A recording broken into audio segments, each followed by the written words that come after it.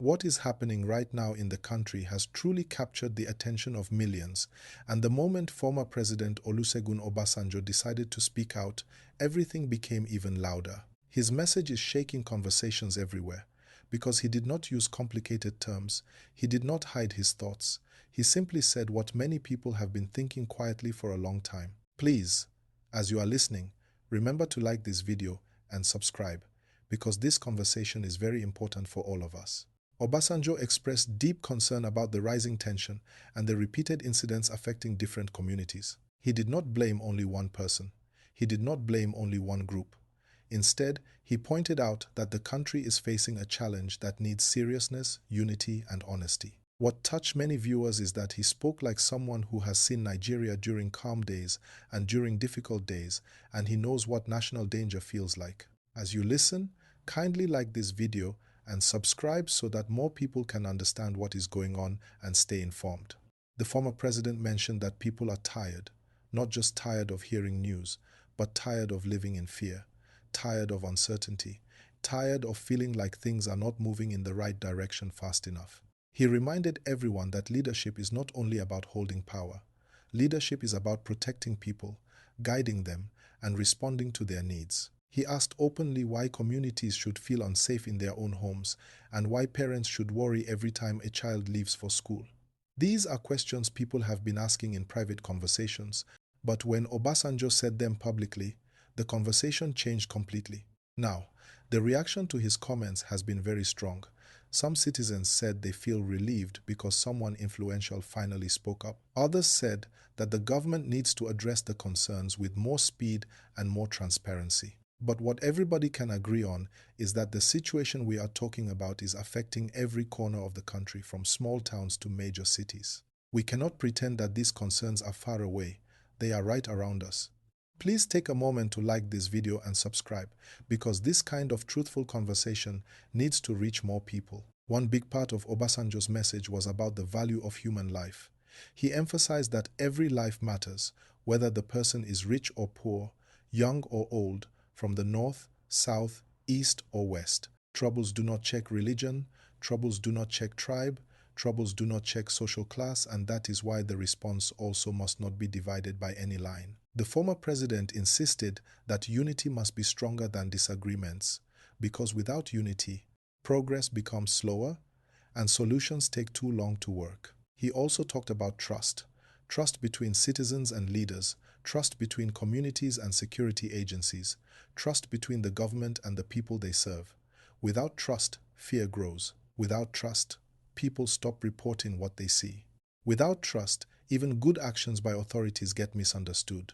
That is why he said leaders must work harder to rebuild that trust, not by promises alone, but by clear action that people can feel and recognize.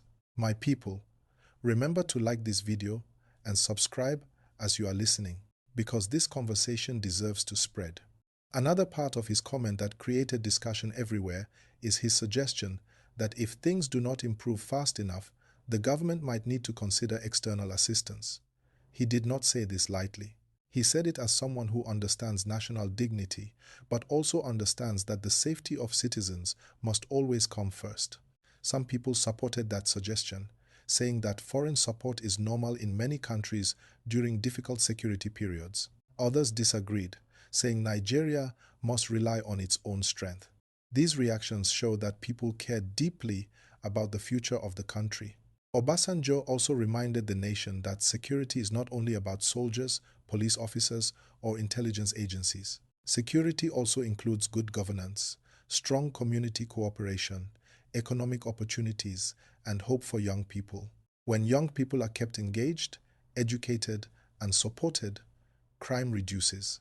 When communities and security agencies work together, information flows better. When families have confidence that things will get better, the nation feels safer. Please kindly click like and subscribe if you haven't already, because this kind of message needs to reach more Nigerians. As he spoke, it was clear that he was not attacking the country. He was defending it. He was not trying to weaken the system. He was calling for the system to become stronger. He explained that pointing out problems is not the same as disrespecting leadership. It is an act of responsibility, especially when you have once held the highest office in the land. This is why many citizens listened carefully, because it was not politics, it was experience speaking. Now, the government's response has also become part of the story. The presidency made statements saying that the nation is not collapsing, that progress is being made, and that efforts are ongoing. They insisted that the security agencies are working round the clock and that reforms are being implemented. But even with this reassurance, the former president's concerns remain a major topic because people want to see visible improvement. Viewers, please don't forget to like this video and subscribe so you can stay updated as the story continues. The conversation in the streets, in markets, inside buses, and on social media has been intense. People are asking, what is the way forward? How do we reduce the tension? How do we prevent communities from living in fear? How do we restore confidence? And how do we handle misinformation so that rumors do not create unnecessary panic? One thing that everyone agrees on is that unity is necessary. Blaming one group or insulting another region will not bring solutions. This is a time for national focus, not division. This is a time for calm thinking, not chaos. This is a time for collective effort because the safety of one community affects all communities. If one area becomes unsafe, movement, trade, travel, and communication are affected everywhere. And that is why conversations like this are important. Every listener here plays a role by staying informed, by avoiding false information, by supporting peaceful solutions, and by encouraging responsible behavior. Leadership alone cannot fix everything. Citizens also contribute. The former president also encouraged leaders at different levels from federal to state to local to work together without rivalry. He pointed out that when leadership clashes, citizens suffer, but when leadership collaborates, progress becomes visible. He said that Nigeria has the potential to overcome difficulties, but only if seriousness replaces excuses. Please take 1 second to like this video and subscribe so you don't miss any updates. He also highlighted the importance of investing in young people. Today's youth are dealing with economic pressure, education challenges, and limited opportunities. When young people feel supported, the whole nation benefits. When they feel neglected, frustration grows. And we know that frustration in any society often leads to issues that affect peace. That is why he called for more training programs, more jobs, more engagement opportunities, more support systems. Another important aspect he mentioned is the need for accountability. Citizens must be able to trust that those who commit harmful acts will be arrested and prosecuted. This helps calm the public because when people see justice being done, fear begins to reduce. Accountability also helps security agencies perform better because it pushes them to act professionally. Kindly like this video and subscribe if you haven't, because this helps the channel reach more people who need this information. At the same time, he encouraged citizens to participate in peaceful solutions. This includes joining community associations, reporting suspicious activity, supporting local neighborhood watch initiatives, and promoting unity among different groups. Peacekeeping is not only the job of security officers, it is a shared responsibility. The entire message from Obasanjo was a call for balance. Balance between government and citizens, balance between security and freedom, balance between criticism and cooperation.